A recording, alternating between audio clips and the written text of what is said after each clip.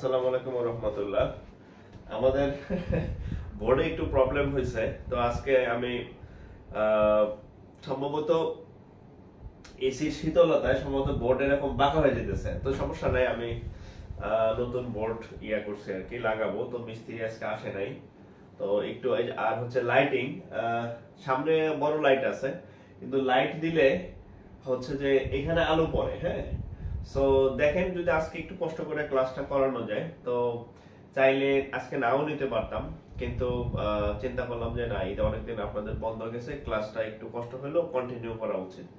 তো এই লাইটিং এ হবে কিনা, অথবা হচ্ছে দেখেন আমি ওই লাইটটা জ্বালাই দিই, যদি মনে হয় যে না ওটাতে ক্লাস সমস্যা হবে না তাহলে ওটা অফ করে দিব আর কি। হ্যাঁ, আচ্ছা, এটা লাইটিং ভালো হবে, কিন্তু এখানে আলো পড়ার কথা। হ্যাঁ, আমি দেখলাম যে আলো পড়ে। হ্যাঁ, সো আমাকে একটু মানে আপনারা একটু জানান যে কোনটা ভালো, আগের কম লাইটিংটা ভালো ছিল নাকি এখন বেশি লাইটিং বাট ইয়াটা সমস্যা করতেছে, একটু আমাকে বলেন। হ্যাঁ, একটু আমাকে কমেন্টে বলেন যে কোনটা বেশি ইয়া আর কি, সুইটেবল কোনটা হবে। হ্যাঁ, আজকে একটু কষ্ট করে ক্লাস করেন। হ্যাঁ, সমস্যা তো সবসময় থাকে না, আজকে হয়েছে আর কি। আর আপনাদের তো বলছে আপনাদের জন্য আমি ডিজিটাল বোর্ডের ব্যবস্থা করতেছি আর কি। হ্যাঁ, ইনশাল্লাহ আমরা শুধু ঢাকা যাইতে হবে, বা একটু সেটিং টেটিং এর বিষয় আছে। সো একটু কষ্ট করে আজকে একটু ক্লাসটা করেন। আর আমাকে একটু বলেন যে এখন ভালো না আগেরটা ভালো ছিল, মানে এই লাইট জ্বালানোর পর এখানে একটা আলো পড়ার কথা। হ্যাঁ, এই যে এটা বাঁকা হয়ে যেতেছে, কেন বাঁকা হয়ে যেতেছে আমি জানি না। হ্যাঁ, ওয়াল থেকে উঠে যেতেছে আর কি। আচ্ছা, একটু কমেন্টে আমাকে জানান। হ্যাঁ, তাহলে হচ্ছে আমি সেই অনুযায়ী হচ্ছে যে লাইট অফ করে দিব বা ইয়া করব। আগেরটাই ভালো ছিল। ওকে ওকে ওকে। হ্যাঁ, আগেরটাতে কোনো লাইটিং পড়ে না, কারণ লাইটগুলো অন্য জায়গায়। আহ, আচ্ছা, ঠিক আছে। আচ্ছা, আজকে একটু কষ্ট করেন ভাই, আমি আসলে খুবই দুঃখিত। হ্যাঁ, আমার লাইটিং এর ব্যবস্থার জন্য। আচ্ছা, ইনশাল্লাহ এরপরে আর সমস্যা হবে না আর কি। হ্যাঁ, আমি এর মধ্যে ঠিক নেক্সট ক্লাসের আগে ঠিক করে ফেলবো। ডিজিটাল বোর্ডের থেকে এই বোর্ড ভালো, এই বোর্ডে আসলে আমার ভালো লাগে, পড়াই যায় আর কি। হ্যাঁ, ডিজিটাল বোর্ডে আমি আঁকাআঁকি করতে পারবো না, মানে অন্যরকম। হ্যাঁ, মানে ম্যাথের জন্য ডিজিটাল বোর্ডের থেকে অ্যানালগ বোর্ডটা বেশি সুইটেবল আর কি। ঠিক আছে। আচ্ছা, ওকে, তাহলে একটু খাতা কলম নেন। বেশি প্রেসার দিব না, ঈদের পরে প্রথম ক্লাস, বেশি প্রেসার দিব না।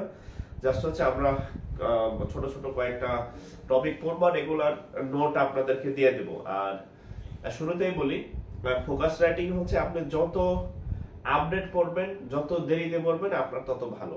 এখন ধরেন যে এই এখন কিছু সাম্প্রতিক চলতেছে, এটা আপনি যখন পরীক্ষা দেবেন এটা মিনিমাম আরো 6 মাস পরে।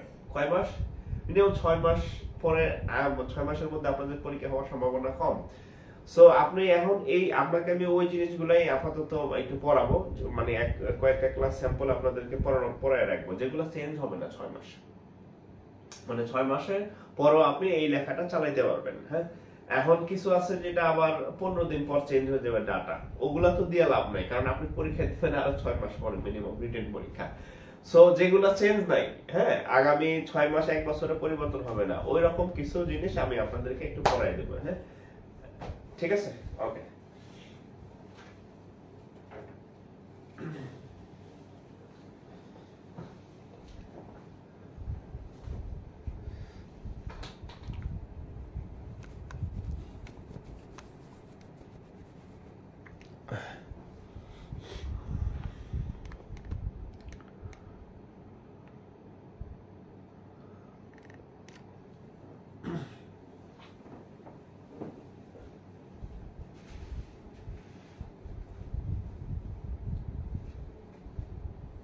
এই বডি ভালো।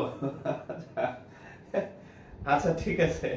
আমার নিজের কাছে এই বোর্ড ভালো লাগে, কিন্তু অনেকে ভাবে মনে হয় আমার সামর্থ্য নাই দেখে আমি মানে ডিজিটাল বোর্ড কিনি না। আমার সামর্থ্য আছে, আমি চাইলে ডিজিটাল বোর্ড যে কোনো সময় কিনতে পারি, কিন্তু এই সাউন্ড কম না। আচ্ছা, ঠিক আছে, দেখতেছি।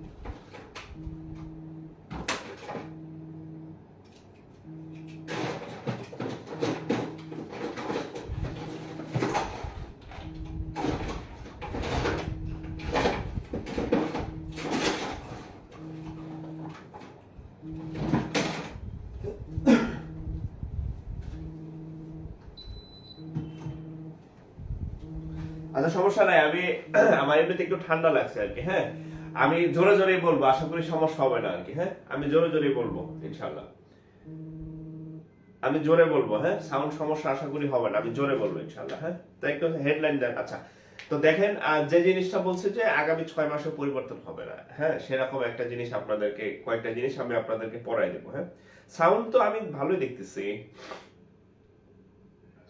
তো দেখেন যে জিনিসটা বলছে যে আগামী 6 মাসে পরিবর্তন, আমি তো সবই শুনি, এরকম একটা জিনিস আপনাদেরকে, কয়েকটা জিনিস আমি আপনাদেরকে পড়াই দেবো।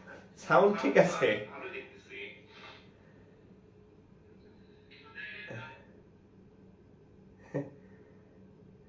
আচ্ছা, এই বোর্ড হচ্ছে কি, এই এসির ঠান্ডা, এসির তো মানে জলীয় বাষ্প হয় সম্ভবত, এই জলীয় বাষ্পতে এই বোর্ড যেটা, হ্যাঁ ওটা হয়তো পানি পাইছে, পানি পাওয়ার কারণে এরকম বাইকে যেতেছে। কেন হইতে যেতেছে, স্বাস্থ্য বাড়তেছে, ভুঁড়ি বাড়তেছে। হ্যাঁ, ভুঁড়ি বাড়তেছে। আচ্ছা সমস্যা নেই, বোর্ড বিষয় না, বোর্ড বিষয় না, আমরা আগে পড়াশোনা করি। হ্যাঁ, দেখেন বোর্ড বিষয় না, হ্যাঁ পড়ানোটা হচ্ছে বিষয়। হ্যাঁ, আচ্ছা, তো আমি আপনাদেরকে প্রথমে হচ্ছে একদম একদম সাম্প্রতিক, মানে ব্যাংকের যদি আপনি একদম সাম্প্রতিক কোনো একটা বিষয় ঘটনা সম্পর্কে জানতে চান, সেই জিনিসটা আপনাদেরকে আমি পড়াই দিচ্ছি আর কি। ঠিক আছে, দেখেন বিসমিল্লাহির রহমানির রহিম, আমি এটার নোট দিব। হ্যাঁ, জাস্ট হচ্ছে আপনারা আমার কথাগুলো শুনেন, আর যতটুকু না লিখলেই না অতটুকু আমি হচ্ছে বোর্ডে লিখবো। আমার হাতের লেখা তো ভালো না, আমি আরেকজন লেখায় দিব আপনাদেরকে। হ্যাঁ, সুন্দর, যেটা সুন্দর স্ট্যান্ডার্ড আপনারা সেভ করে রাখতে পারেন।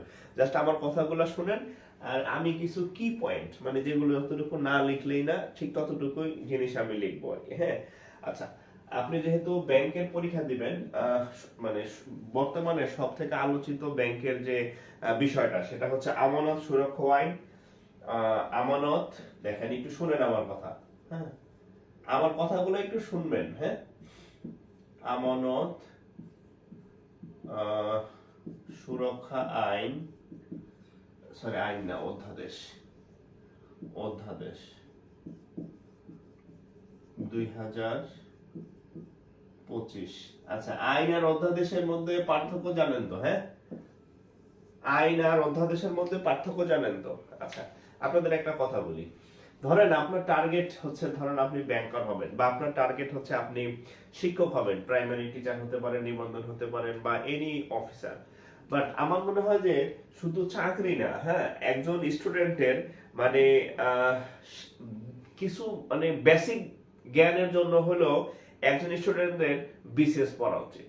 হ্যাঁ, কারণ হচ্ছে বিসিএস পড়লে আপনি অনেক কিছু জানবেন, দেশ সম্পর্কে জানবেন, দেশের শাসন ব্যবস্থা জানবেন, দেশের সংবিধান জানবেন, দেশের আইন কানুন জানবেন, অনেক কিছু জানতে পারবেন, যেটা আপনার বাস্তবিক জীবনে কাজে দিবে, বিসিএস ক্যাডার হন বা না হন। হ্যাঁ, তো এই জন্য আমি, আমার মনে হয় যে আপনাদের অন্তত বিসিএস একটা দুইটা বিসিএস দেওয়া উচিত, যদি আগ্রহ নাও থাকে ওই বিষয়। হ্যাঁ, আচ্ছা, যেমন এখানে দেখেন আমানত সুরক্ষা অধ্যাদেশ 2025, এই এখানে একটা শব্দ লিখছে অধ্যাদেশ। হ্যাঁ, আমি খুব ভালো জানি না, আমার যতটুকু আইডিয়া আছে আপনাদেরকে একটু বলি। হ্যাঁ, আমি প্রথমে আইন লিখছিলাম, আইন। হ্যাঁ, কি লিখছিলাম? আইন। আইন পাশ হয় সংসদে। হ্যাঁ, সংসদে আইন পাশ হয় সংসদে, যখন সংসদ চলমান থাকে।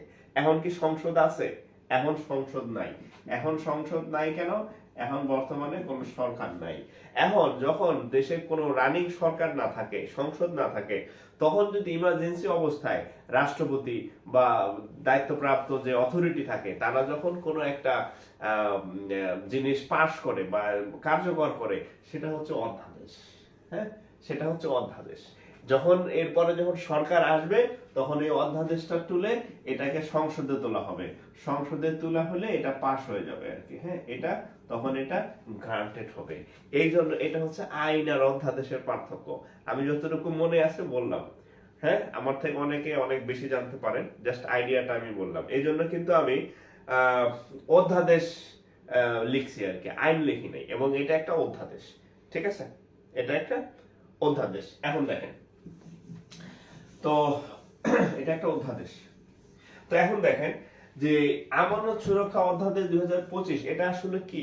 দেখেন 2020 সাল, জাস্ট আমার কথাগুলো যদি আপনি শোনেন ব্রেনে থাকবে, শুনেন।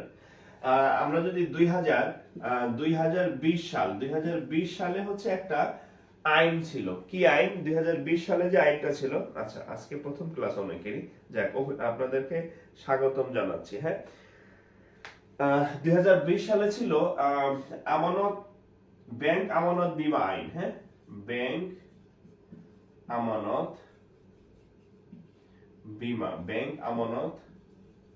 বীমা আইন। আচ্ছা, আমি আবার আপনাদেরকে সরি বলতেছি, আজকে আমার বোর্ডের অবস্থা ভালো না, লাইটিং অবস্থা ভালো না। আমি চাইলে আজকে ক্লাসটা অফ রাখতে পারতাম, কিন্তু তারপরে আমি অল্প পড়াইলেও যতটুকু পড়ানো যে আমি চাচ্ছি যে রুটিনটা ঠিক থাকুক আর কি। হ্যাঁ, নেক্সট দিন আমি বোর্ড লাইটিং সব ইনশাল্লাহ ঠিক হবে, আর ফোনও ইনশাল্লাহ ঠিক হবে। আচ্ছা দেখেন, 2020 সালে ছিল ব্যাংক আমানত বীমা আইন। হ্যাঁ, আচ্ছা এই আইনে কি ছিল? এই আইনে একটা বীমা ছিল। সেই বীমাটা হচ্ছে আপনার যদি ব্যাংকে, আপনারা পেপার পত্রিকায় দেখছেন, আপনার যদি ব্যাংকে 1000 কোটি, আরো বেশি ধরেন 1 লাখ কোটি টাকাও থাকে, 1 লাখ কোটি টাকা, হ্যাঁ, আপনি এই ধরেন এই ব্যাংক হচ্ছে দেউলিয়া হয়ে গেছে। হ্যাঁ, ব্যাংক হচ্ছে দেউলিয়া হয়ে গেছে, আপনার অনেক টাকা রাখছেন ব্যাংকে, ব্যাংক দেউলিয়া হয়ে গেছে, ব্যাংক লস করতে করতে তছনছ হয়ে গেছে, তখন এই আমানত সুরক্ষা আইনে আপনি সর্বোচ্চ জরিমানা, হ্যাঁ, জরিমানা হিসাবে কত টাকা পাবেন জানেন? 1 লক্ষ টাকা পাবেন, মাত্র 1 লক্ষ টাকা পাবেন। 2020 সালের এই আইনটা ছিল, আইনের নাম ছিল ব্যাংক আমানত বীমা আইন 2020। হ্যাঁ, আচ্ছা বোঝা গেছে? আচ্ছা, এখন 2000 এই আমানত সুরক্ষা আইন 2025-এ যেটা আসছে, 2025-এ হচ্ছে এইটা হচ্ছে যে আমানত সুরক্ষা অধ্যাদেশ 2025। যখন এইটা কার্যকর হবে তখন এইটা বাতিল হয়ে যাবে। এখন পর্যন্ত এটা চলমান আছে, এইটা এখনো কার্যকর হয় নাই, এটা একটা খসড়া করা হয়েছে, খসড়া, এখনো পাকাপোক্তভাবে চালু হয় নাই, হবে। আচ্ছা, সেটা কি? 25 সালে হচ্ছে এই যে আপনার যদি এই আগের মতো ধরেন এত কোটি টাকা ব্যাংকে থাকে, এত কোটি টাকা ব্যাংকে থাকে, আপনার সেই ব্যাংক যদি দেউলিয়া হয়, লস দিতে দিতে শেষ, পদ্মা ব্যাংকের মতো অবস্থা, তাহলে আপনি এই 1 লক্ষ জায়গায় পাবেন 2 লক্ষ টাকা। এই 1 লাখ টাকা বাড়ছে, বোঝা গেছে? 1 লাখ টাকা বাড়ছে। আমি এই পাশে দাঁড়ালে আলো বেশি হবে আজকে, হ্যাঁ, লাইট ওই পাশে। তাহলে 20 সালে ছিল 1 লাখ টাকা, আর এখন পাবেন 2 লাখ টাকা। আপনার যত কোটি কোটি টাকাই থাকুক না কেন ব্যাংকে, আপনি কিন্তু এখন যদি কোনো ব্যাংক দেউলিয়া হয়ে যায়, আপনি কিন্তু এই বর্তমানে 1 লাখ টাকা পাবেন, আর এটা যদি কার্যকর হয় তাহলে পাবেন 2 লাখ টাকা। এই জিনিসটা আপনি জানেন কিনা? আমার মনে হয় এটা অনেকে জানবেন আজকে নতুন। হ্যাঁ, এটা কিন্তু খুব আলোচিত একটা ঘটনা, বর্তমানে বেশ অনেকদিন, বেশ মাসখানেক হয়েছে এটা আলাপ, মানে ইয়া চলতেছে আর কি, যে ইয়া হবে, বাকি টাকা দিবে কে? বাকি টাকা নাই। আচ্ছা, এখন বলছে যে বাকি টাকা কে দিবে? বাকি টাকা, হ্যাঁ, বাকি টাকা নাই, বাকি টাকা মার, বাকি টাকা মাইর যাবে আর কি। হ্যাঁ, বাকি টাকা মাইর যাবে, আর আপনি কোনো টাকা পয়সা পাবেন না। হ্যাঁ, বোঝা গেছে? তাহলে এটা সমাধান কি? এই আইনটা কাদের জন্য? এই আইনটা হচ্ছে বাংলাদেশের যত, এই আইনটা কাদের জন্য?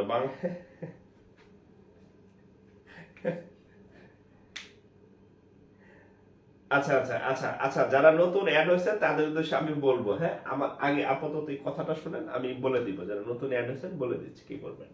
তো যেটা বলতেছিলাম যে আমানত সুরক্ষা অধ্যাদেশ 2025 আইন হচ্ছে আপনার ব্যাংকে হাজার হাজার কোটি টাকা থাকলেও কোনো ফায়দা নাই, কোনো কারণে যদি সেই ব্যাংক দেউলিয়া হয় বা অপারগত হয়, তাহলে আপনি সর্বোচ্চ 2 লাখ টাকা পাবেন। এখন আপনি হয়তো সেইটা উঠতে পারেন, মাত্র 2 লাখ টাকা কেন ভাই? বর্তমানে পাবেন 1 লাখ, এটা হয়তো আপনি জানেন না। বর্তমানে পাবেন কত? 1 লাখ, এটা হয়তো আপনি জানেন না। এগুলা কি, যত প্রাইভেট ব্যাংক আছে, যত বিদেশি প্রতিষ্ঠান আছে, যত আর্থিক প্রতিষ্ঠান আছে বাংলাদেশের, তাদের হচ্ছে এই আইন। হ্যাঁ, তাদের ক্ষেত্রে। তাহলে আপনার ফায়দা কি? এখানে লেখা আছে যত সরকারি প্রতিষ্ঠান আছে, এটা হচ্ছে ফোকাস রাইটিং, এটা হচ্ছে ফোকাস ব্যাংক ফোকাস রাইটিং। আচ্ছা আচ্ছা, ফোকাস রাইটিং। হ্যাঁ,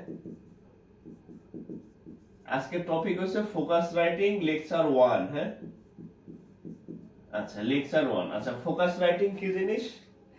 আচ্ছা, ফোকাস রাইটিং হচ্ছে ব্যাংকের লিখিত পরীক্ষায় আপনার কিছু টপিকের উপর আপনাকে লিখতে হয়, সাম্প্রতিক ব্যাংক সম্পর্কিত, অর্থনীতি সম্পর্কিত, বা দেশ বিদেশের যে কোনো সাম্প্রতিক বিষয় হতে পারে, যে কোনো পরিবেশগত ইস্যু থাকতে পারে, রাজনৈতিক ইস্যু থাকতে পারে, সেটার উপর লিখতে হয়। হ্যাঁ, তো ব্যাংক রিলেটেড জিনিসগুলো বেশি আসে।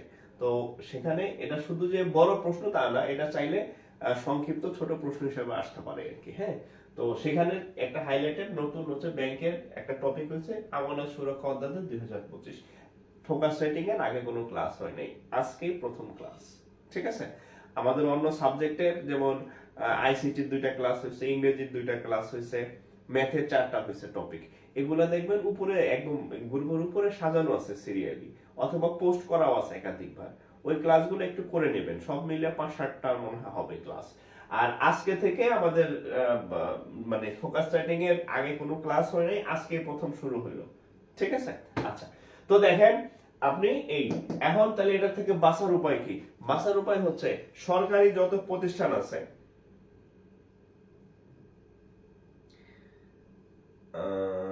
না না না, আপনি সর্বোচ্চ 2 লাখ পাবেন। এখন আপনার আছে 1 লাখ, তাহলে আপনি 1 লাখই পাবেন। আপনার আছে 5,000, আপনি 5,000ই পাবেন। ঠিক আছে, আপনার যদি 2 লাখের উপরে থাকে আপনি সর্বোচ্চ 2 লাখ টাকা পাবেন। এখন আপনি বাঁচবেন কিভাবে? এখানে স্পষ্ট ভাবে লেখা আছে যে আপনি সরকারের যত প্রতিষ্ঠান আছে, একটু খেয়াল করেন। হ্যাঁ, যত সরকারি প্রতিষ্ঠান আছে, হ্যাঁ, এগুলা এই আয়াতের বাইরে। হ্যাঁ, যত সরকারি প্রতিষ্ঠান, যত সরকারি প্রতিষ্ঠান আছে, হ্যাঁ, যত সরকারি প্রতিষ্ঠান আছে, এগুলা এই আইনের এই অধ্যাদেশের বাইরে। অর্থাৎ সরকারি প্রতিষ্ঠানে আপনি কি পাবেন? নিরাপত্তা পাবেন। সরকারি প্রতিষ্ঠানে আপনি নিরাপত্তা পাবেন। বুঝা গেছে? এখন এক চাচা আমার বলতেছে, ও বাবা, তাহলে প্রাইভেট ব্যাংক বা প্রাইভেট প্রতিষ্ঠান বা বিদেশি প্রতিষ্ঠান বা বিদেশি ব্যাংকে যদি আমি টাকা রাখি, সাপোজ আমি 10 কোটি টাকা রাখলাম, এখন ওই ব্যাংক যদি চলে যায় তাহলে তো আমি মাত্র 2,000 টাকা পাবো, 2 লাখ টাকা পাবো। তাহলে তো আমি প্রাইভেট বা ওরকম ব্যাংকে আমি টাকা রাখবো না, আমি সরকারিতে রাখবো। তখন আমি বললাম, কাকা, সরকার তো এটাই চায় যে আপনি সরকারি ব্যাংকে সরকারি প্রতিষ্ঠানে আপনার অর্থ রাখেন। ঠিক আছে, এবং এটা হাসতে হাসতে বলি আর যেভাবেই বলি এটাই সত্য। আপনার ব্যাংকে কয়েক হাজার কোটি টাকা থাকলেও আপনি সর্বোচ্চ 2 লক্ষ টাকা পাবেন। ঠিক আছে, সর্বোচ্চ 2 লক্ষ টাকা পাবেন, এর বেশি পাবেন না। হ্যাঁ, আচ্ছা। তো নিরাপদ কোথায়? সরকারি যত প্রতিষ্ঠান আছে এই প্রতিষ্ঠানগুলা হচ্ছে এই আইনের বাইরে। সরকারি স্বায়ত্তশাসিত প্রতিষ্ঠান বা যাই হোক আর্থিক প্রতিষ্ঠান, এগুলা হচ্ছে এটার বাইরে, মানে সেটার নিরাপত্তা সরকার দিবে। হ্যাঁ, যেহেতু আপনি সরকার যদি থাকে, বাংলাদেশ যদি থাকে, তাহলে হচ্ছে আপনি এটার পাবেন আর কি, কি বলে, এটার নিরাপত্তা পাবেন। ঠিক আছে, আচ্ছা। এখন দেখেন তাহলে এটা সম্পর্কে আমরা আরো কিছু জানবো। আচ্ছা, আমার ডাস্টার মনে হয় রুমে রয়ে গেছে আজকে, সমস্যা নেই। আচ্ছা, এটা সম্পর্কে আরো কিছু তথ্য আপনাকে জানতে হবে। এটা হচ্ছে একটা 7 সদস্য বিশিষ্ট কমিটি। এই নিরাপদ সুরক্ষা বৈশিষ্ট্য দেখেন, এটার কিছু বৈশিষ্ট্য বা হচ্ছে কিছু জানতে হবে আপনার। কি হচ্ছে? এটা হচ্ছে 7 সদস্য বিশিষ্ট, 7 সদস্য, এটা হচ্ছে 7 সদস্য বিশিষ্ট একটা পরিচালনা পর্ষদ হবে। হ্যাঁ, বিশিষ্ট পরিচালনা পর্ষদ, পরিচালনা পর্ষদ। এটা কিন্তু আপনার পার্সোনাল বিষয়, আপনি সচেতন হবেন। আপনার ফ্যামিলি যদি ব্যবসা বাণিজ্যের সাথে জড়িত থাকে, এটা জানিয়ে রাখেন। হ্যাঁ, বেশি টাকা রাখা যাবে না। আচ্ছা, এটা হচ্ছে 7 সদস্য বিশিষ্ট একটা পরিচালনা পর্ষদ থাকবে। আর এটার প্রধান থাকবে বাংলাদেশ ব্যাংকের গভর্নর, এটার চেয়ারম্যান। হ্যাঁ, এটার চেয়ারম্যান, হ্যাঁ, এই চেয়ারম্যান হবে বাংলাদেশ ব্যাংকের গভর্নর। বাংলাদেশ ব্যাংকের গভর্নর, এর চেয়ারম্যান কি হবে? বাংলাদেশ ব্যাংকের গভর্নর হবে এর চেয়ারম্যান। ঠিক আছে? আচ্ছা, তো এটা তো লিখে দিলাম যে সর্বোচ্চ, হ্যাঁ, তারপর একটু লিখে দেই সর্বোচ্চ, এটা হচ্ছে জরিমানা, হ্যাঁ, সর্বোচ্চ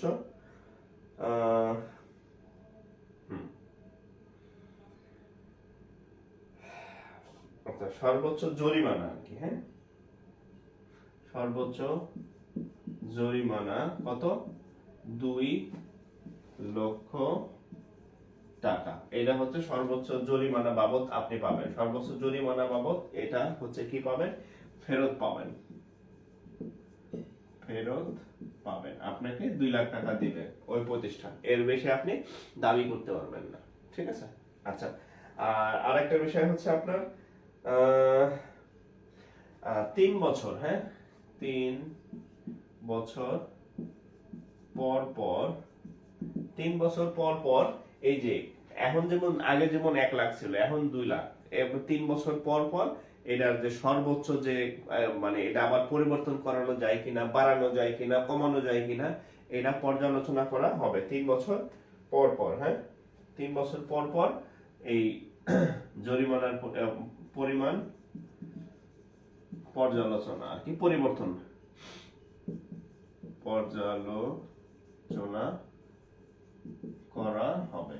মানে এখন ধরেন 2025 সালে কার্যকর হইলো, এখন হচ্ছে 2 লক্ষ টাকা, তাহলে 3 বছর পরে, তাহলে 25 না, 26, 27, 28 সালে, হ্যাঁ, তাহলে 25-এর পরে আবার 2028 সালে দেখবে যে 2 লাখ ঠিক আছে নাকি আরো 1 লাখ বাড়ায় দিব, নাকি আরো 1 লাখ কমায় দিব আর কি, হ্যাঁ, ওটা তখন এটা ইয়া হবে আর কি। ঠিক আছে? এই, আচ্ছা, এটা হচ্ছে বৈশিষ্ট্য। আর এটার বাইরে থাকবে কারা দেখেন, আচ্ছা, এখানে একটা ইয়া থাকবে, ডিপোজিট প্রোটেকশন ডিভিশন, হ্যাঁ, ডিপোজিট ডিপোজিট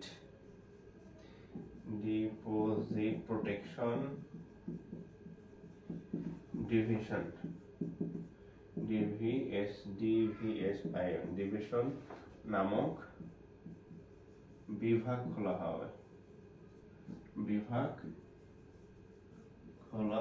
মানে বাংলাদেশ ব্যাংকে নতুন একটা ডিভিশন খোলা হবে যার নাম হবে ডিপোজিট প্রোটেকশন ডিভিশন, মানে আমানত সুরক্ষা বিভাগ। হ্যাঁ, ডিপোজিট প্রোটেকশন বিভাগ নামে একটা বিভাগ খোলা হবে যার কাজ হচ্ছে এই ডিপোজিট বা আমানত রক্ষা আর কি। হ্যাঁ, এই, আচ্ছা, আচ্ছা, আওতামুক্ত থাকবে কি দেখেন, এখানে একটু লেখা রাখেন, আওতামুক্ত, আওতামুক্ত, আওতামুক্ত প্রতিষ্ঠান। কোন কোন প্রতিষ্ঠান এই অধ্যাদেশের আওতার বাইরে থাকবে? হ্যাঁ, বাঁচতে হবে না যে আপনার ধরুন বাড়ি বেচলেন, আপনি 10 কোটি টাকা বাড়ি বেচলেন, তাহলে এখন এইখানে প্রাইভেট ব্যাংক প্রতিষ্ঠানে রাখলে আপনি পাবেন 2 লাখ টাকা।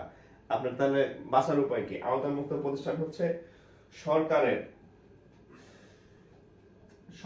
হ্যাঁ, সরকারি, তারপরে হচ্ছে সরকারি যত প্রতিষ্ঠান আছে, হ্যাঁ, হ্যাঁ, সরকারি মালিকানাধীন, সরকারি আচ্ছা, সংক্ষেপে লিখে দেন মালিকানা, হ্যাঁ, মালিকানাধীন দেশি বিদেশি প্রতিষ্ঠান, সরকারি মালিকানাধীন দেশি বা বিদেশি প্রতিষ্ঠান। হ্যাঁ,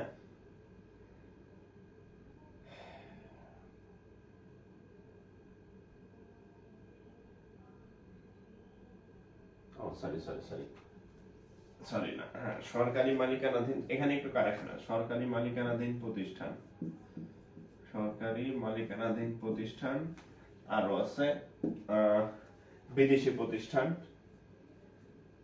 আচ্ছা, বিদেশি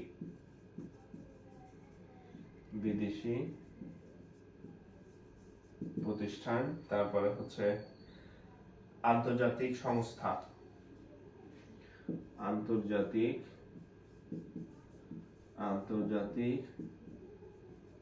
সংস্থা, হ্যাঁ, এগুলা হচ্ছে এই আওতামুক্ত থাকবে। একটা হচ্ছে সরকারি মালিকানাধীন প্রতিষ্ঠান, যত সরকারি মালিকানাধীন প্রতিষ্ঠান আছে, তারপরে বিদেশি প্রতিষ্ঠান, আন্তর্জাতিক সংস্থা, এদের হচ্ছে এরা হচ্ছে এই আইনের বাইরে থাকবে, এই আমানত সুরক্ষার আইন। ধরেন আপনি বিদেশি কোনো প্রতিষ্ঠান বা আর্থিক প্রতিষ্ঠানে টাকা রাখছেন, ওরা ওরা দেউলিয়া হয়ে গেছে, ওরা তো দেশ ছেড়ে চলে যাবে, তো সরকার এই দায়ভার নেবে না। বা বিদেশি আন্তর্জাতিক কোনো সংস্থা আছে ধরেন, ওই সংস্থা বাংলাদেশে কাজ করতেছে, এখন তারা হচ্ছে কোনো কারণে ডিফল্ট করছে, কিন্তু আপনার এখন অনেক টাকা আছে, এখন তারা তো চলে যাবে, এই দায়ভার সরকার নেবে না।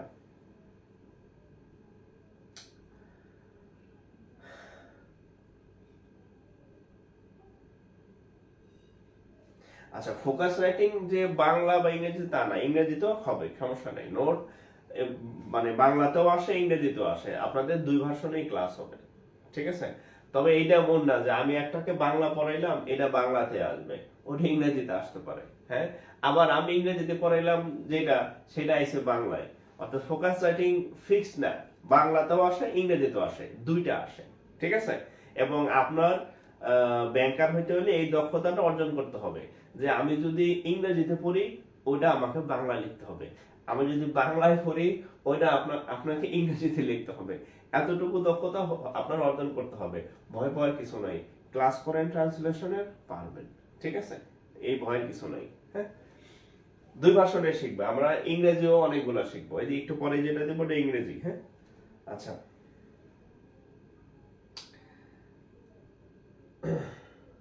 গ্রামীণ ব্যাংকের ভাইবা সম্পর্কে বললেন। আচ্ছা, আপাতত ক্লাস করেন, ক্লাসে মনোযোগ দেন, এগুলা শেষের দিকে করবেন প্রশ্ন, হ্যাঁ। বা আমাকে হচ্ছে হোয়াটসঅ্যাপে নক দিতে পারেন, হ্যাঁ। ক্লাসের সময় চেষ্টা করবেন ক্লাস রিলেটেড করতে আর কি। আচ্ছা, তাহলে এই পয়েন্টগুলো একটু আবার আমি রিভিউ দেই। আমরা এখন যেটা করলাম সেটা হচ্ছে আমানত সুরক্ষা অধ্যাদেশ 2025। এটা কি জিনিস? আপনাদের যারা গ্রাহক আছেন তাদের যে আমানত বা ডিপোজিট হচ্ছে বিভিন্ন আর্থিক প্রতিষ্ঠানে থাকে, তাদের আমানত সুরক্ষার জন্য এটা বানানো। এটা কত সাল? 2025 সালের এটা খসড়া সর্বশেষ। আচ্ছা, এটাই খসড়াটা কি? সেটা হচ্ছে আপনার ব্যাংকে বা আর্থিক প্রতিষ্ঠানে যত টাকাই থাকুক না কেন, সেটা যদি কোনো কারণে ডিফল্ট করে বা দেউলিয়া হয়, আপনি সর্বোচ্চ 2 লাখ টাকা ফেরত পাবেন, 2 লাখের বেশি আর 1 টাকা পাবেন না, হ্যাঁ।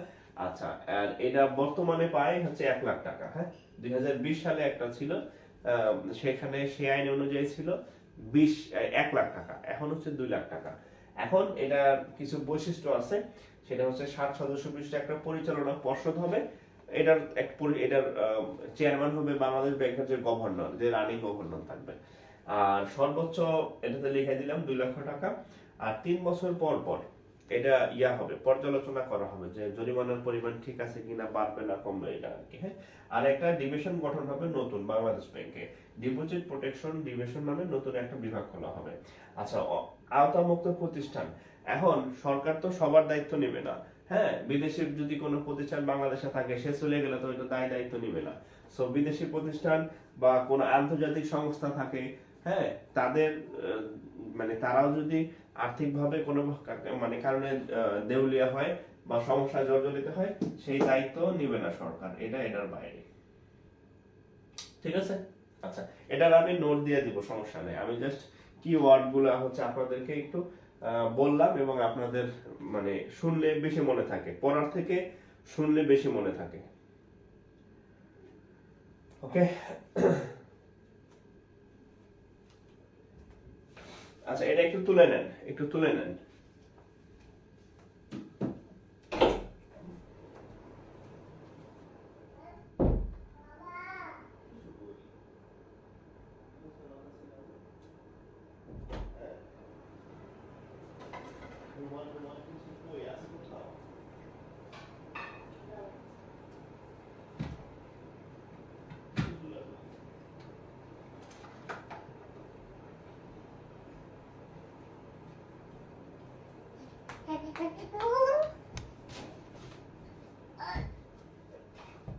বাবু, আচ্ছা একটু তুলেন, হ্যাঁ।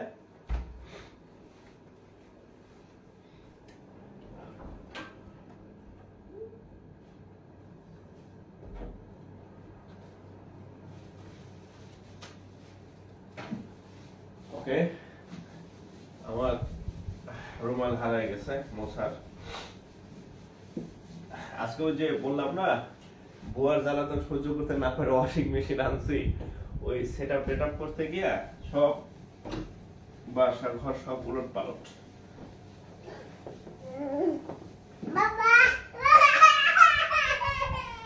যাও ওই যে কার্টুন দেখো যাও। আচ্ছা এবার দেখেন স্মার্ট ব্যাংকিং এন্ড জানো এটা ভুলে গেলাম।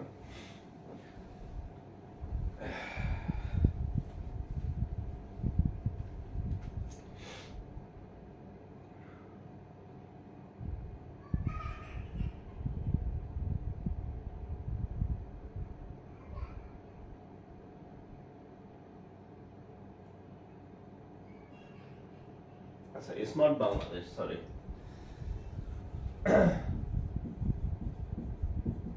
স্মার্ট বাংলাদেশ, এগুলা চেঞ্জ হবে না, হ্যাঁ আগামী 6 মাসে। এন্ড ব্যাংকিং সেক্টর,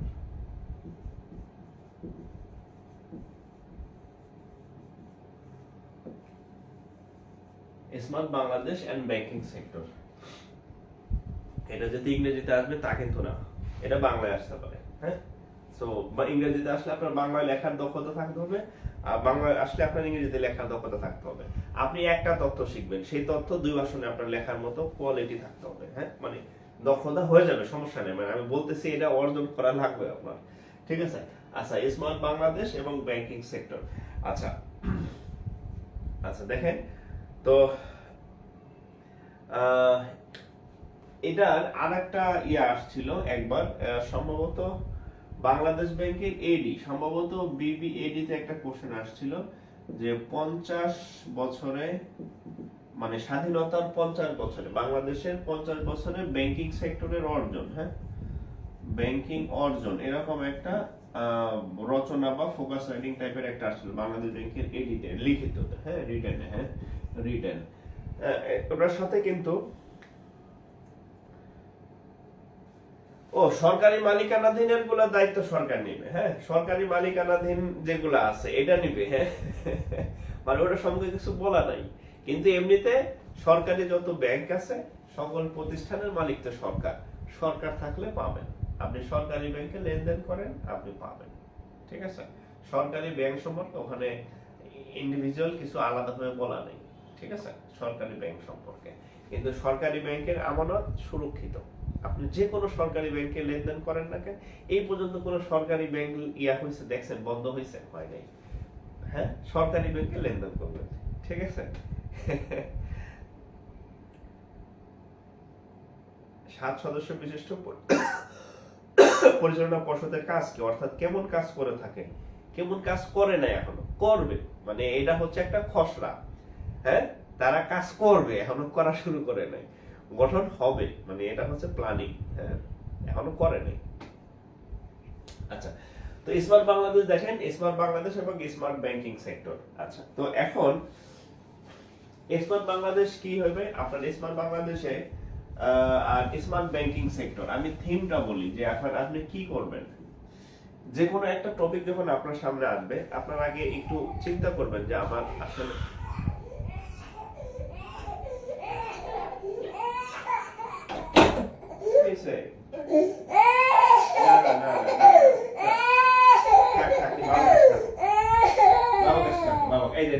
দেখি না না দেখি এটা রাখো, এটার মধ্যে না, এটার মধ্যে রাখো, এই যে আচ্ছা সরি ভাই। আচ্ছা স্মার্ট বাংলাদেশ এবং ব্যাংকিং সেক্টর, আপনি যখনই কোনো একটা টপিক এরকম আপনি পাবেন, তখন হচ্ছে আপনার চিন্তা করতে হবে যে আমি কি লিখবো। তো স্মার্ট বাংলাদেশ প্রথমে লিখবেন যে স্মার্ট বাংলাদেশ কি, তারপরে লিখবেন স্মার্ট বাংলাদেশ কি, যদি এটার কোনো বৈশিষ্ট্য থাকে, হ্যাঁ এটার কোনো বৈশিষ্ট্য থাকে সেটা লিখবেন, হ্যাঁ বা এটার যদি কোনো থাকে, হ্যাঁ চ্যালেঞ্জ থাকে, হ্যাঁ সেটা লিখবেন, হ্যাঁ এইগুলো আর কি, হ্যাঁ চ্যালেঞ্জ। এটা যদি কোনো চ্যালেঞ্জ থাকে সেগুলো লিখবেন। ব্যাংকিং সেক্টরে কি কি স্মার্ট ব্যবস্থা আমরা ইউজ করি, হ্যাঁ, ব্যাংকিং এ স্মার্ট ব্যবস্থাটা কিভাবে ইউজ করতেছে। আগেকার দিনে আমরা কি করতাম, ব্যাংকের নির্দিষ্ট শাখায় আমাদের অ্যাকাউন্ট থাকতো, চেকগুলো ছিল হাতে লেখা, এভরিথিং শাখায় গিয়ে কাজ করতে হতো। এখন আমরা কি করি, ব্যাংকিং সেক্টরে আমাদের কি কি স্মার্ট পদ্ধতি আমরা ব্যাংকিং সেক্টরে ইউজ করি। ব্যাংকিং সেক্টরে আমাদের কি স্মার্টনেস আসছে, হ্যাঁ, ব্যাংকিং সেক্টরে স্মার্টনেস আসছে এরকম যে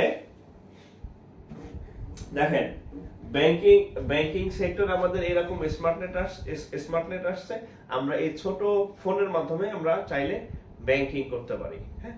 আপনারা আমার এখানে যারা ভর্তি হয়েছেন, কিসের মাধ্যমে ভর্তি হয়েছেন, বিকাশে টাকা পাঠাইছেন, কিসের মাধ্যমে ভর্তি হয়েছেন, নগদে টাকা পাঠাচ্ছেন, কিসের মাধ্যমে ভর্তি হয়েছেন, ডাচ বাংলা রকেটের মাধ্যমে ভর্তি হয়েছেন। তাহলে এই যে বিকাশ যে আপনারা টাকা পাঠাইছেন, হ্যাঁ, গ্রামের একজন কৃষক সে জানে না ব্যাংকিং কি, সে ব্যাংকে জীবনও যায় না অ্যাকাউন্ট খুলতে, কিন্তু সে যখন বিকাশ অ্যাকাউন্ট খুলতেছে তার ব্র্যাক ব্যাংকে তার একটা অ্যাকাউন্ট হয়ে গেছে, সে নিজেও জানে না। সে যে সেন্ড মানি করতেছে ওই টাকা যে ব্র্যাক ব্যাংকে থেকে আসতেছে যাইতেছে আর আউটগোয়িং ইনকাম হচ্ছে সে জানেই না, হ্যাঁ। আপনি যখন এই নগদ, হ্যাঁ, নগদে লেনদেন করতেছেন, নগদেরও হচ্ছে নগদ তো নিজেই একটা ব্যাংক বর্তমানে। নগদকে মানে সর্বশেষ কি ব্যাংক এটারে বলা হয়, ডিজিটাল ব্যাংক মনে হয়। নগদ নিজেই হচ্ছে একটা ব্যাংক, সর্বশেষ মনে হয় এটাই তফসিলি ব্যাংক হিসেবে ইয়া পাইছে। তারপরে হচ্ছে আপনি রকেট, হ্যাঁ, আপনি রকেটে টাকা লেনদেন করতেছেন, হ্যাঁ।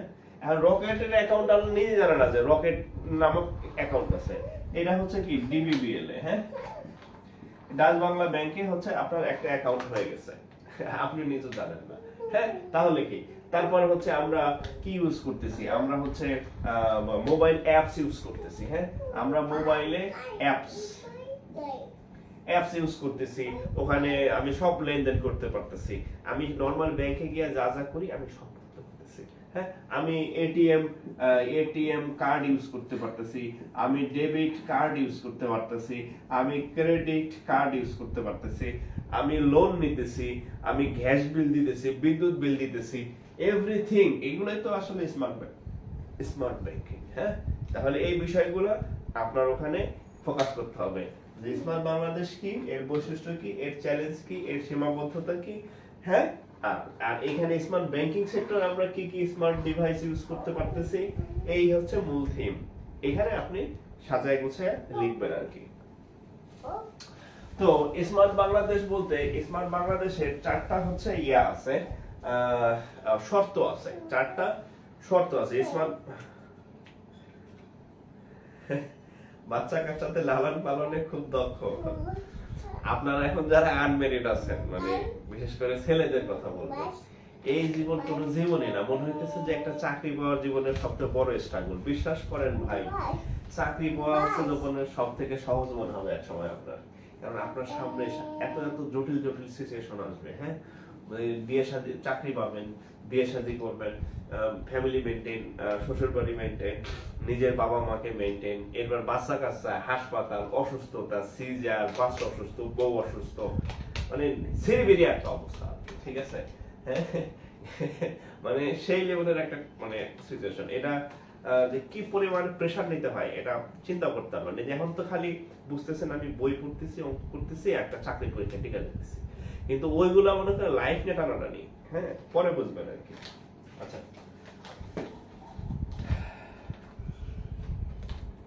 আমিও জানতাম না স্যার। আচ্ছা আচ্ছা, আদাব স্যার, আজকে আমার প্রথম ক্লাস, ভালো লাগছে। আচ্ছা ঠিক আছে। এই ইংরেজি বাংলা শিক্ষক ঠিক হবে, আগে এখন করেন। আপনাদের কাজ হয়েছে খালি মানে যখন যেটা থাকে ওটা তখন হয় না। ইংরেজি ক্লাস আবার বলে বাংলা ক্লাস স্যার করবে, ক্লাস পাবেন, ইংরেজি স্যার ঠিক হবে, বাংলা স্যারও ঠিক আছে, হ্যাঁ। এখন এটা এখানে নজর দেন। তো স্মার্ট ব্যাংকিং, স্মার্ট বাংলাদেশ, হ্যাঁ, স্মার্ট বাংলাদেশের কতগুলো ক্রাইটেরিয়া আছে, হ্যাঁ। স্মার্ট বাংলাদেশের কতগুলো ক্রাইটেরিয়া আছে, হ্যাঁ। কি কি আপনার চারটা হচ্ছে ইয়া আছে, বৈশিষ্ট্য আছে স্মার্ট বাংলাদেশের, মানে স্মার্ট বাংলাদেশের কি কি আছে দেখেন। এক নম্বর হচ্ছে স্মার্ট সিটিজেন, হ্যাঁ, smart, SMART, smart citizen, smart citizen. 2 number হচ্ছে স্মার্ট ইকোনমি, স্মার্ট ইকোনমি। আচ্ছা 3 নাম্বার হচ্ছে smart society, smart society. 4 number হচ্ছে smart government, smart government, smart সরকার বা গভর্নমেন্ট। হ্যাঁ, এই 4টা হচ্ছে বাই 2041, বাই 2041। এই 4টা হচ্ছে স্মার্ট বাংলাদেশের বৈশিষ্ট্য। হ্যাঁ, স্মার্ট বাংলাদেশের বৈশিষ্ট্য 4টা: smart citizen, smart economy, smart society, smart government by 2041। কারণ স্মার্ট বাংলাদেশের থিমটাই হচ্ছে বাংলাদেশ 2041 সালে উন্নত দেশ হবে। এই 4টা। আচ্ছা হ্যাঁ, আচ্ছা এই 4টা বৈশিষ্ট্য যদি আপনার থাকে তাহলে হচ্ছে আপনার মানে আপনি বলতে পারবেন যে বাংলাদেশ স্মার্ট হয়েছে আর কি। ঠিক আছে। আচ্ছা এরপরে দেখেন এখানে কয়েকটা আছে, যেমন স্মার্ট সিটিজেন। স্মার্ট সিটিজেন আসলে কি জিনিস? স্মার্ট সিটিজেন মানে কি আমি টাই পরুম, কোট পরুম, সানগ্লাস পরুম, ঘড়ি পরবো, জুতা টুতা পরে মানে একটা আইফোন হাতে নিব, মোটর R15 একটা বাইক নিব, কিংবা একটা প্রাইভেট কারে ঘুরবো। স্মার্টনেস মানে এটা না। স্মার্ট সিটিজেনের একটা বৈশিষ্ট্য হচ্ছে আই অ্যাম দ্য সলিউশন। হ্যাঁ, I am the solution, I am the solution.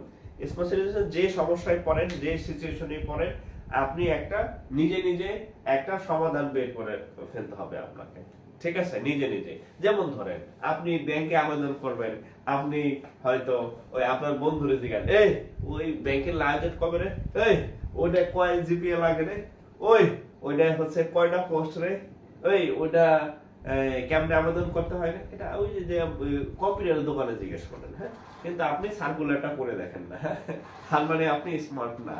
হ্যাঁ, ঠিক আছে। স্মার্ট সিটিজেন হচ্ছে যে কোনো সিচুয়েশনে হ্যাঁ আপনাকে হচ্ছে কি সলিউশন খুঁজে বের করতে হবে, যে না আমি আমার সমস্যা হয়েছে, আমি আমার সমাধান আমি নিজে বের করব। ঠিক আছে, এটা হচ্ছে স্মার্ট সিটিজেন। Smart economy. হ্যাঁ, essential facilities will be needed. আচ্ছা স্মার্ট ইকোনমি হচ্ছে আপনার এখানেও একটা আছে।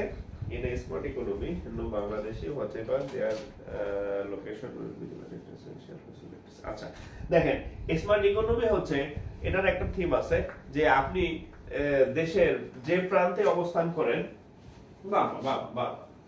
হ্যাঁ আপনি হচ্ছে দেশের যে প্রান্তে অবস্থান করেন, সেটা রুরাল গ্রামে হোক বা সেটা হচ্ছে মতিঝিল। হ্যাঁ বাবা, তুমি একটা দুষ্ট ছেলে। হ্যাঁ, আচ্ছা যাই হোক, স্মার্ট ইকোনমি হচ্ছে আপনি দেশের যে প্রান্তে থাকেন না কেন, সেটা হচ্ছে ওই যে টেকনাফের ধরেন যে সাগরের মধ্যে থাকেন আর যেখানে থাকেন, আপনি ইকোনমির সাথে কানেক্টেড থাকবেন। এবং হচ্ছে যে আপনার অর্থনৈতিক কর্মকাণ্ড কি, আপনি অর্থনৈতিক কর্মকাণ্ডের সাথে জড়িত থাকবেন। ঠিক একইভাবে স্মার্ট সোসাইটি হচ্ছে এই যে দাঁড়াও ওই যে তোমার বাস, আচ্ছা এটা লেখো এই যে নাও, এটা লেখো। হ্যাঁ, আচ্ছা স্মার্ট সোসাইটি হচ্ছে এমন হবে না যে সমাজের একজন হচ্ছে একেবারে লোয়েস্ট আর একজন একেবারে হাইস্ট, এরকম হবে না। এখানে লেখো এই যে নাও। এরকম হবে না। তারপরে smart government by 2041। Smart government হচ্ছে কি 2041 সালের আগে, মানে ওই আগে যেমন টেন্ডার ড্রপ করা ছিল, আপনার সরকার অফিসের ফাইল টু ফাইল, এক টেবিল থেকে আরেক টেবিলে ঘুষ বাণিজ্য চলে, এগুলো করা যাবে না। হ্যাঁ, এভরিথিং হচ্ছে স্মার্ট, মানে অর্থাৎ হচ্ছে যে অনলাইন বলেন বা ই গভর্নমেন্ট বলেন, এই পদ্ধতিতে হবে। তাহলে এই বৈশিষ্ট্যগুলো যদি থাকে তাহলে সেটাকে আমরা স্মার্ট বাংলাদেশ বলতে পারবো। ঠিক আছে। আচ্ছা, আর এখানে স্মার্ট ব্যাংকিং অলরেডি আমি অনেক কিছু বলে ফেলছি, তারপরে একটু আমার কথাগুলো শুনেন। আমার কথাগুলো যদি শুনেন তাহলে আপনার ব্রেনে থাকবে। স্মার্ট ব্যাংকিং সেক্টর কি জিনিস দেখেন, আগে হচ্ছে শুক্র শনিবার ব্যাংক বন্ধ থাকতো, সব ধরনের লেনদেন বন্ধ ছিল। এখন কি করেন, আপনি রাত 2টার সময় যদি আপনার বন্ধু বলে যে আমার অ্যাকাউন্টে 50,000 টাকা ট্রান্সফার করে দে, তো আপনার ফোনে একটা অ্যাপস আছে, হ্যাঁ, যে কোনো অ্যাপস, ধরেন সোনালী ব্যাংক হলে হচ্ছে ই ওয়ালেট, হ্যাঁ, আইবাসি ব্যাংকের অ্যাকাউন্ট আছে, অ্যাপস আছে, সরকারি ব্যাংকের কিউ ক্যাশ আছে, হ্যাঁ, তারপরে হচ্ছে ডাচ বাংলার আছে হচ্ছে কি, সব বিভিন্ন ব্যাংকের আছে আর কি। তা আপনি কি করতেছেন, টাকা পাঠাইতেছেন এনি টাইম এনি হোয়ার, হ্যাঁ, সব ধরনের, আপনি গ্যাস বিল দিতেছেন, বিদ্যুৎ বিল দিতে পারতেছেন, আপনার ইভেন আপনি এখন মোবাইলের মাধ্যমে অ্যাকাউন্ট খুলতে পারতেছেন, আপনার ব্রাঞ্চে যাওয়া লাগতেছে না। সরকারি ছুটির 2 দিন না থাক, মানে ছুটির দিন আপনি লেনদেন করতে পারতেছেন। আচ্ছা, অনলাইন ব্যাংকিং, আগে আপনার ঢাকা থেকে কক্সবাজার টাকা পাঠাইতেন, টাকা নিয়ে যাওয়া লাগতো, হ্যাঁ, ক্যাশ টাকা। এখন কি করতেছে, আপনি মুহূর্তের মধ্যে এক জায়গা থেকে আরেক জায়গায় আপনি টাকা পাঠিয়ে দিতেছেন অনলাইনের মাধ্যমে, এবং অনেক জায়গায় ফ্রি, যেমন কৃষি ব্যাংকে কোনো অনলাইন চার্জ নাই। আপনাদের সবার উদ্দেশ্যে বলি, আপনার কৃষি ব্যাংকে অ্যাকাউন্ট আছে কিনা জানি না, কৃষি ব্যাংকের কোনো অনলাইন চার্জ নাই। আমার ব্যাংকের একটু বিজ্ঞাপন দিয়ে দিলাম, হ্যাঁ, যত ধরনের টাকা ট্রান্সফার করবেন, হাজার হাজার কোটি টাকা, কোনো চার্জ নাই, হ্যাঁ, ফ্রি। তারপরে হচ্ছে কি, এটিএম কার্ড আছে, আপনি এনিহোয়ার, হ্যাঁ, এটিএম কার্ড আছে, ডেবিট কার্ড আছে, ডুয়াল কারেন্সি এটিএম কার্ড আছে। আপনি বাংলাদেশি ব্যাংকে অ্যাকাউন্ট, কিন্তু আপনি আমেরিকা ঘুরতে গেছেন, সেখানে হচ্ছে আপনি ডলার তুলতে পারতেছেন ডুয়াল কারেন্সি কার্ডের মাধ্যমে, ঠিক আছে। তারপরে হচ্ছে আপনার এই যে মোবাইল ব্যাংকিং, হ্যাঁ, মোবাইল ব্যাংকিং এর মাধ্যমে একজন কৃষক যে ব্যাংকের বিও বুঝে না, সেও জানে না যে সে একটা বিকাশ অ্যাকাউন্টের মাধ্যমে সারা দেশের ব্যাংকিং চ্যানেলের মাধ্যমে সে কানেক্টেড হয়ে গেছে, তার একটা ব্র্যাক ব্যাংকে একটা অ্যাকাউন্ট হয়েছে, সে টাকা ট্রান্সফার করতে সে জানেই না, অথচ তার ফোনটাও নর্মাল ফোন, সে জানেই না তার ওখানে সে ব্যাংকিং কার্যক্রম করতেছে। অর্থাৎ একদম মুচিয়ালা থেকে শুরু করে এভরিহোয়ার। মুচিয়ালার কথা শুনে মনে হলো, এই ডিজিটাল, হ্যাঁ, বাংলাদেশে আস্তে আস্তে হচ্ছে আপনার ইয়া হয়ে যাবে, এই ক্যাশ টাকা যেটা আছে, কাগজের টাকা, এটা অফ হয়ে যাবে। আপনারা জানেন যে বাংলাদেশ ব্যাংকের নাম জানি কি, মুচির দোকানে, বাংলাদেশ ব্যাংকের সামনে একটা মুচির দোকানে একটা ইয়া ছিল আর কি, হ্যাঁ, ওখানে আপনি মুচির জুতা সেলাই করে ডিজিটাল পেমেন্টের মাধ্যমে টাকা দিবেন, স্ক্যান করে বিল পে, হ্যাঁ, নগদ, বিকাশ বা রকেটে, হ্যাঁ, মানে অর্থাৎ আপনার ক্যাশ টাকা কোথাও লাগবে না, ঠিক আছে। তারপরে হচ্ছে আপনার ওই যে ক্রেডিট কার্ড, আপনি লোন নেবেন, আপনি কার্ডের মাধ্যমে লোন নিতে পারতেছেন, হ্যাঁ, ক্রেডিট কার্ডের মাধ্যমে কেনাকাটা করতে পারতেছেন, এভরিথিং আপনি মানে ব্যাংকিং ইয়া করতে পারতেছেন, এতটা সহজ হয়ে গেছে আর কি, হ্যাঁ, গ্যাস বিল, বিদ্যুৎ বিল। তারপরে এখানে আছে মোবাইলের অ্যাপস আছে, বিভিন্ন মোবাইল অ্যাপসের মাধ্যমে আপনি সমস্ত ব্যাংকিং, আপনার ব্যাংকে না গেলেও এখন অনেক সব কাজ করা যেতেছে। তার মানে কি, এই আমাদের এই ডিজিটালাইজেশন কোথায় ঢুকছে, ব্যাংকের মধ্যে ঢুকছে না, হ্যাঁ, ব্যাংকে আমরা ঢুকছি না। অর্থাৎ এই ব্যাংকে আমি কি কি ডিজিটাল ডিভাইস ইউজ করতে পারতেছি।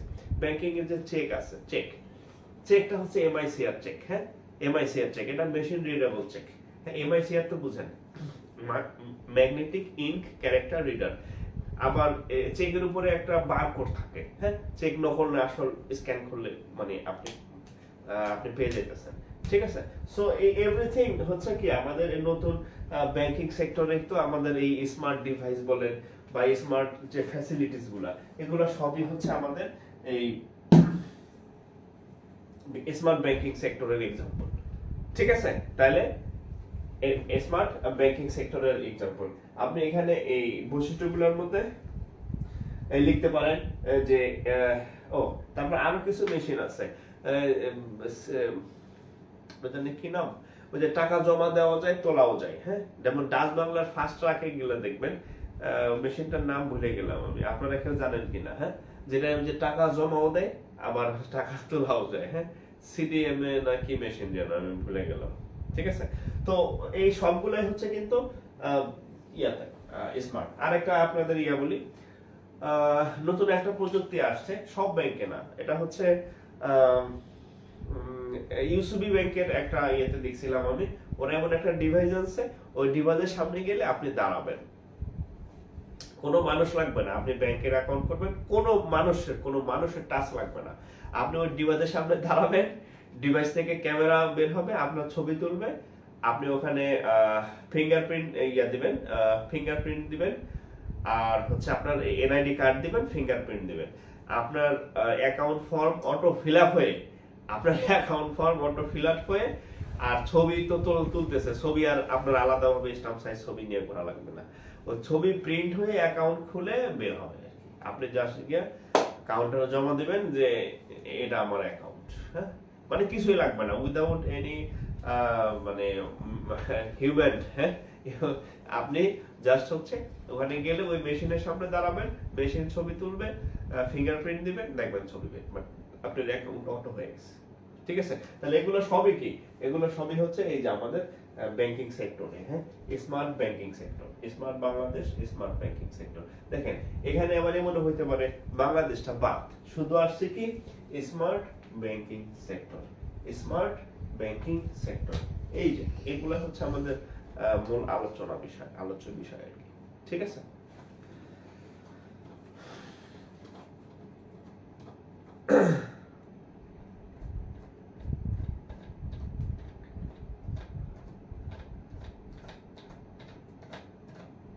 কারো কোনো প্রশ্ন থাকলে করতে পারেন, এই রিলেটেড যদি কারো কোনো প্রশ্ন থাকে তাহলে বলেন,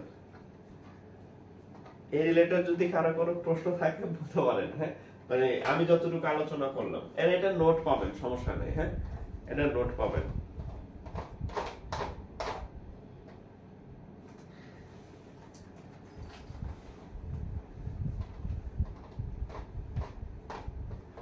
আচ্ছা, ও সিআরএম মেশিন, আচ্ছা আচ্ছা, সিআরএম, হ্যাঁ, সিআরএম মেশিন, আচ্ছা ওকে, হ্যাঁ, ওটার মধ্যে টাকা জমা দেওয়া যায়। আমার খুব মজা লাগে যে ওই মেশিন মানে আমার টাকা চিনে, আপনি কাগজ দিলে নিবে না, কাগজ দিলে ফেরত দিবে, চিন্তা করেন। আবার মাঝে মাঝে বিরক্ত লাগে কি একটু পুরান টাকা হলে দেয় না, হ্যাঁ, পুরান টাকা দিলে ফেরত দিয়ে দেয় আবার, হ্যাঁ, এরকম ধরেন ও কিন্তু পুরান টাকা ঠিকই দেয়, ও পুরান টাকা দেয় কিন্তু পুরান টাকা নেবে না। আপনি ধরেন তুলতে গেছেন, ওখানে পুরান নতুন সব টাকা পাই যাবে, আপনি আবার ওটা ব্যাংক দিতে যাবেন, দেখবেন নেবেন না, এটা ডিসকোয়ালিফাই হবে এরকম আর কি।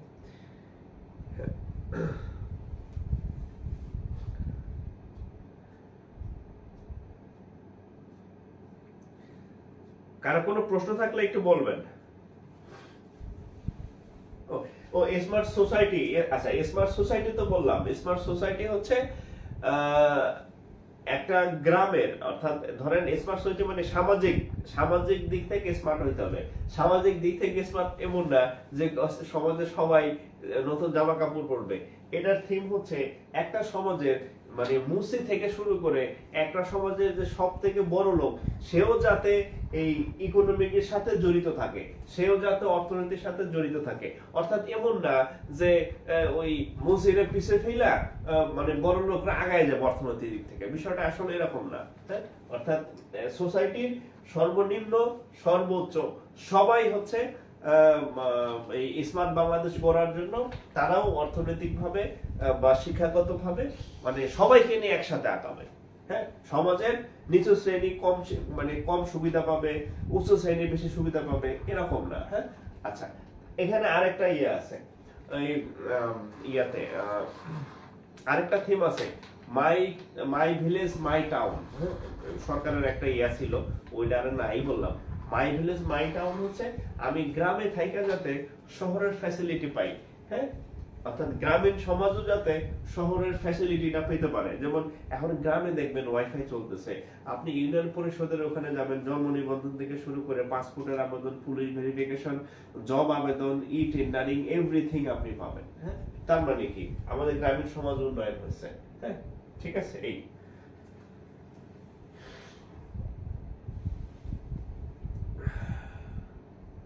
স্মার্ট বাংলাদেশ এই টপিক আর স্মার্ট ব্যাংকিং সেক্টর দুই টপিক মিলে লিখতে হবে, এটা আসছে একসাথে এটা আসছে মিলে ভাই, হ্যাঁ। আমি যেটা লিখছি না এটা পরীক্ষায় আসছে, হ্যাঁ, এই যে এটাই আসছে স্মার্ট বাংলাদেশ আর স্মার্ট ব্যাংকিং সেক্টর, এটাই পরীক্ষাতে আসছে, এই মিলে আইছে। আমি এখন যেটা বললাম মিলে যেহেতু আইছে, এটা আলাদাও আসতে পারে, এটা আলাদা আসতে পারে, smart Bangladesh, smart banking sector. আমার কথা হচ্ছে আপনি দুইটাই শিখবেন, যেটা আসে পরীক্ষাতে, হ্যাঁ, মিলাই আইছে। হ্যাঁ,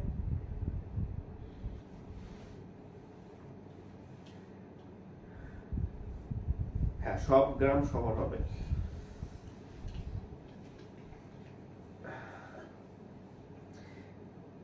স্মার্ট গভর্নমেন্ট বাই 2041 কি হবে স্যার? আচ্ছা, এটা তো আগে বিগত সরকারের ছিল যে 41 সালের মধ্যে উন্নয়ন হবে।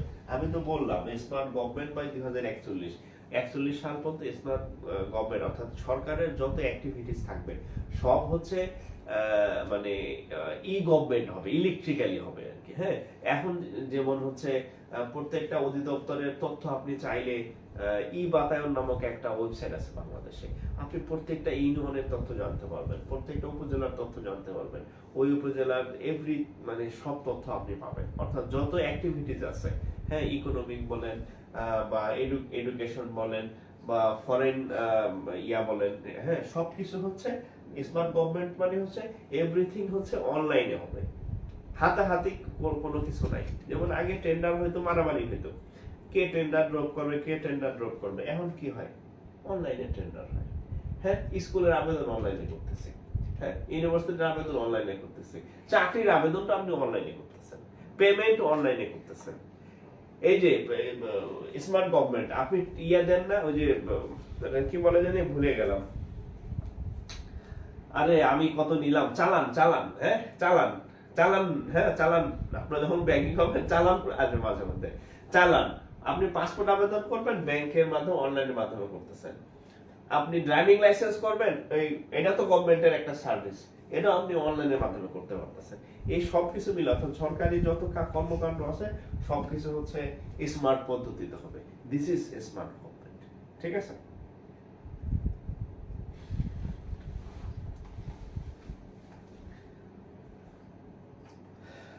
আচ্ছা,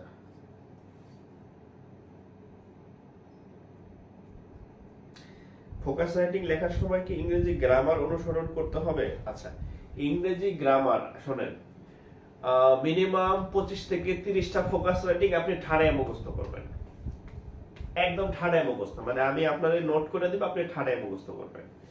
আর নোটগুলা হচ্ছে আপনার জন্য স্যাম্পল, যে এই নোট যে কোনো অপরিচিত বা কাছাকাছি যদি কোনো টপিকের আসে, এটা হচ্ছে আপনি ওই অনুযায়ী লিখবেন। হ্যাঁ, খালি এই যে পেপারের মতো, হ্যাঁ, এই যে দেখেন এই পেপারে যেমন লেখে, হ্যাঁ, এই যে line by line, line by line, এভাবে লিখলে হবে না। হ্যাঁ, আমি স্যাম্পল হিসেবে দিয়ে দেব।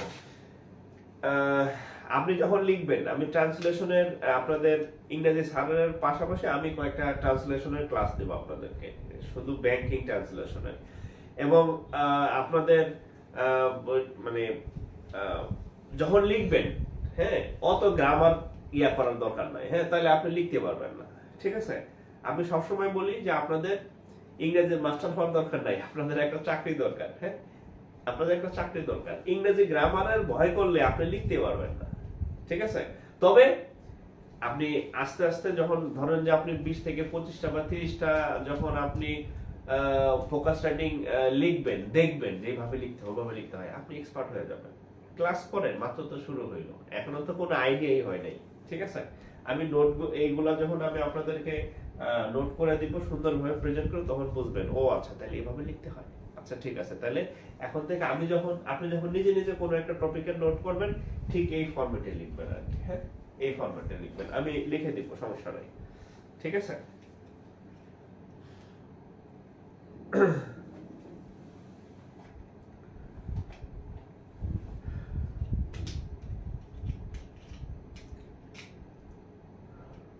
ওকে, আচ্ছা, হ্যাঁ, ট্রেজারি 26। আচ্ছা, তাহলে হচ্ছে আপনাদের,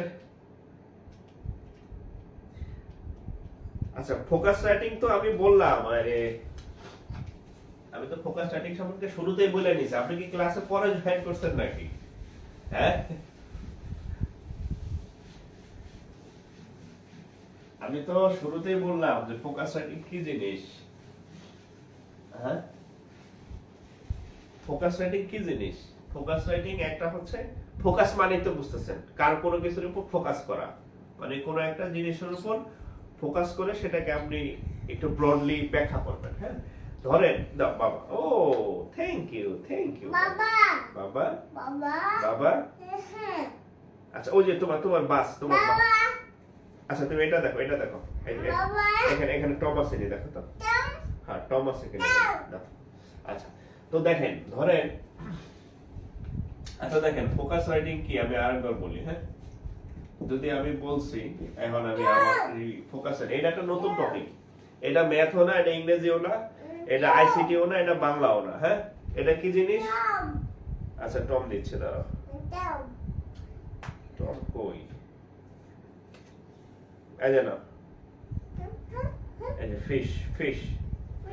হ্যাঁ, দেখেন বিভিন্ন অর্থনৈতিক, হ্যাঁ বিভিন্ন অর্থনৈতিক বা ব্যাংক বা আন্তর্জাতিক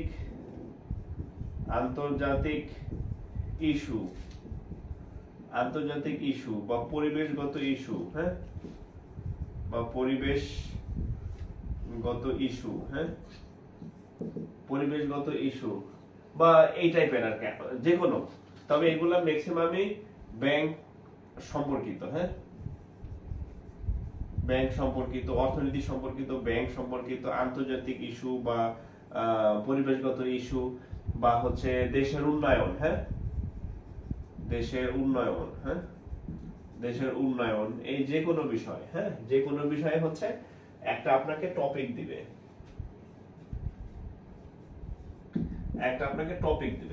ঠিক আছে?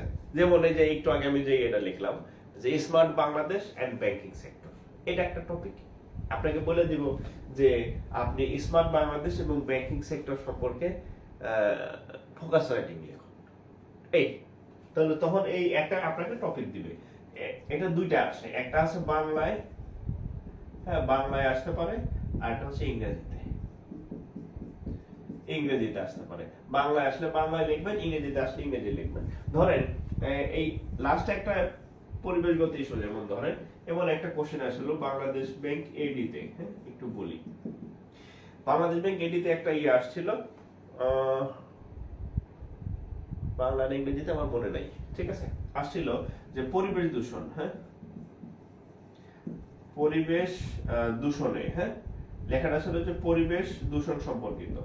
পরিবেশ দূষণ সম্পর্কিত কি আসছিল যে পৃথিবীর যে পরিবেশ দূষণ বা এটা কি বলে আমরা গ্রিন হাউস এফেক্ট। হ্যাঁ, তো এই পরিবেশ দূষণের পিছনে পৃথিবীর যে উন্নত দেশ, হ্যাঁ পৃথিবীর যে পরিবেশ দূষণের পিছনে পৃথিবীর যে উন্নত দেশ, হ্যাঁ উন্নত দেশ বা হচ্ছে কোম্পানি, উন্নত দেশ বা প্রতিষ্ঠান, হ্যাঁ এই পরিবেশ দূষণ কারা ঘটাইতেছে? পৃথিবীর উন্নত দেশ বা প্রতিষ্ঠানগুলো পরিবেশ দূষণ ঘটাইতেছে। সো এই পরিবেশকে রক্ষা করা, হ্যাঁ সো পরিবেশকে সেভ করা বা পরিবেশকে রক্ষা করার দায়িত্ব এই উন্নত দেশ বা উন্নত প্রতিষ্ঠানের। আমরা যারা বাংলাদেশ আছি বা যে সকল দেশ পরিবেশের বা গ্রিন হাউস এফেক্ট ঘটাইতেছি না ওরকম তুলনামূলক ভাবে, হ্যাঁ সো আমাদের কোনো দায়িত্ব নাই। সব দায়িত্ব কাদের? বড় প্রতিষ্ঠানের, যারা কি করতেছে, যারা হচ্ছে শিল্প কারখানা উন্নয়ন করেছে। হ্যাঁ, যেমন আছে চায়না, আমেরিকা, এগুলা। তো ফোকাস রাইটিংটা আসছিল যে আপনি কি এই কথার সাথে একমত? সব ঠান্ডা হয়ে যেতেছে। হ্যাঁ, বিষয়টা হচ্ছে এরকম যে পরিবেশ সম্পর্কিত আসছিল যে বিশ্বের শিল্পোন্নত দেশগুলা বা উন্নত দেশগুলা বা উন্নত প্রতিষ্ঠানগুলা হচ্ছে করতেছে, বিশ্বের পরিবেশ দূষণ ঘটাইতেছে, বিশ্বের কার্বন নির্গমন করতেছে, বিশ্বের হচ্ছে কি করতেছে, ওজোন স্তর ধ্বংস করতেছে বা পরিবেশের ক্ষয়ক্ষতি করতেছে। সো আমরা যারা গরিব দেশে আছে, যেমন বাংলাদেশ বা এই টাইপের দেশ, তারা তো আর এই পরিবেশের এত ক্ষতি করতেছি না, কার্বন নিঃসরণ করতেছি না। সো এই পরিবেশ ঠিক করা, পরিবেশ আমাদের দায়িত্ব না, এই দায়িত্ব হচ্ছে এই যারা নষ্ট করছে তাদের, এরকম থিম ছিল। আমার সঠিক লাইনটা মনে নাই, থিমটা ছিল এরকম যে যারা নষ্ট করছে তারা ভালো করবে। এই সম্পর্কে আপনি পক্ষে বিপক্ষে আপনি লিখুন। হ্যাঁ, এইরকম হচ্ছে একটা লেখা আনবে। তো কিভাবে লিখবেন? হ্যাঁ, পরিবেশ দূষণ কারা ঘটাতেছে লিখবেন, যে আমেরিকা ঘটাতেছে, চায়না ঘটাতেছে, শিল্পায়ন ঘটাতেছে। হ্যাঁ,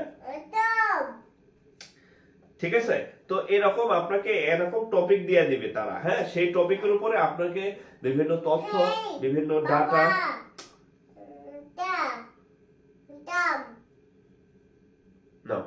হ্যাঁ, বিভিন্ন তথ্য, বিভিন্ন ডাটা, এগুলা সহ হচ্ছে আপনাকে কি করতে হবে, সুন্দরভাবে। আবার পৃষ্ঠাও যে খুব বেশি দিবে তা না।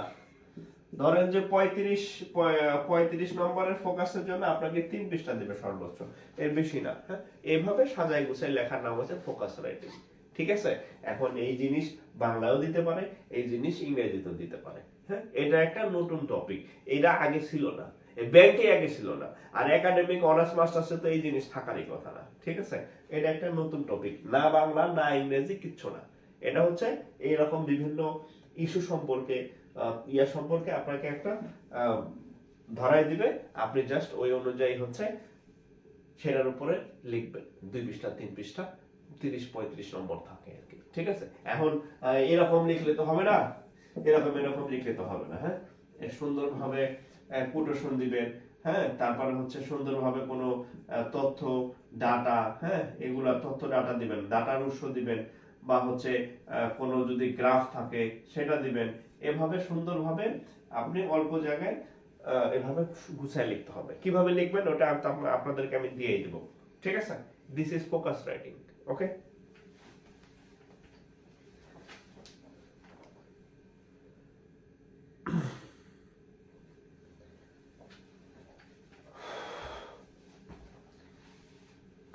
দেখি বাবা, একটু দাঁড়া, বাবা দিচ্ছি, বাবা দিচ্ছি। হ্যাঁ হ্যাঁ দিচ্ছি, দাঁড়াও দাঁড়াও দাঁড়াও। বোঝা গেছে?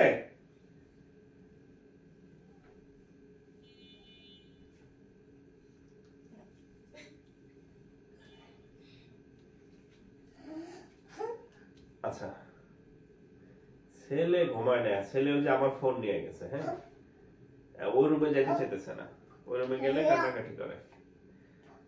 ভাতিজা ব্যাংক পরীক্ষা দিলেই টিকবে না। টম ঘুমাইছে, দাঁড়াও, টম ঘুমাইছে। হ্যাঁ, টম ঘুমাইছে, টম এখন নাই। আচ্ছা, ক্লিয়ার? আচ্ছা, ঠিক আছে।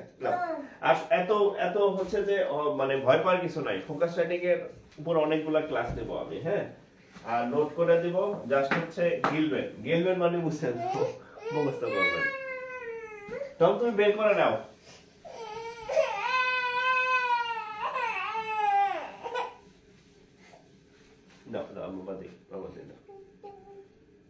এই ছেলে নিয়ে মানে কি বলবো, আমি যতক্ষণ বাসায় থাকি আমার পিছন পিছন ঘুরবে আর কি। কারেন্ট চলে গেল নাকি? আচ্ছা, তো যাই হোক,